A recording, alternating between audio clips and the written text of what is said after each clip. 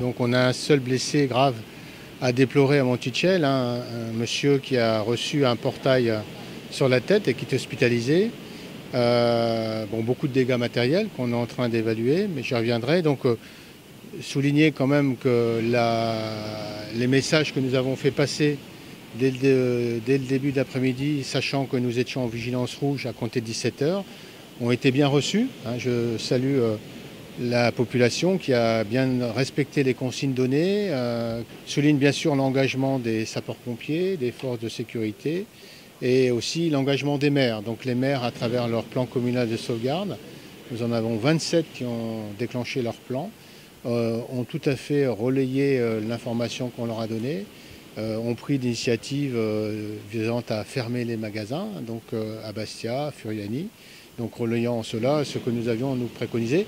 L'objectif était d'éviter que des gens se trouvent sur la voie publique et courent de grands risques compte tenu de la violence des vents. Vous avez vu hier, on a eu à déplorer beaucoup de dégâts liés aux chutes d'arbres.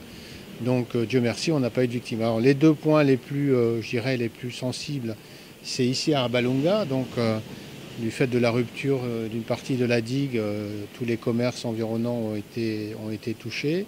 Et puis c'est à Aléria, où j'étais ce matin, à Aléria, où on a eu une tornade très localisée, qui a occasionné des dégâts à plusieurs maisons d'habitation, plusieurs immeubles et aussi au centre de secours.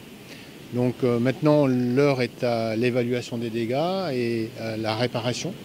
Donc comme la préfète de Corse du Sud l'a dit ce matin, moi je suis aussi là avec les services de l'État pour aider les maires, pour aider la population justement à réparer ces dégâts, à les aider dans leur démarche vis-à-vis des assureurs. Ce que je peux dire alors sur le plan de l'indemnisation, donc s'agissant d'un épisode de vent, la solution c'est la prise en charge par les assurances privées. Donc un seul bulletin météo suffit pour montrer l'importance, et Dieu sait qu'il y a eu des vents très puissants hier.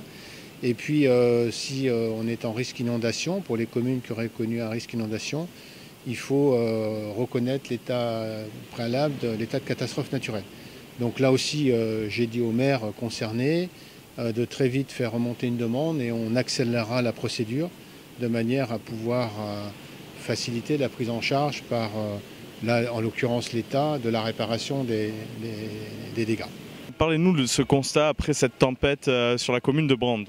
Un constat alarmant parce qu'on n'avait jamais subi de tels dégâts.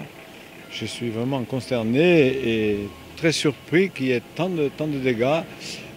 Jamais j'ai vu ça de ma vie. Hier, le vent était exceptionnel.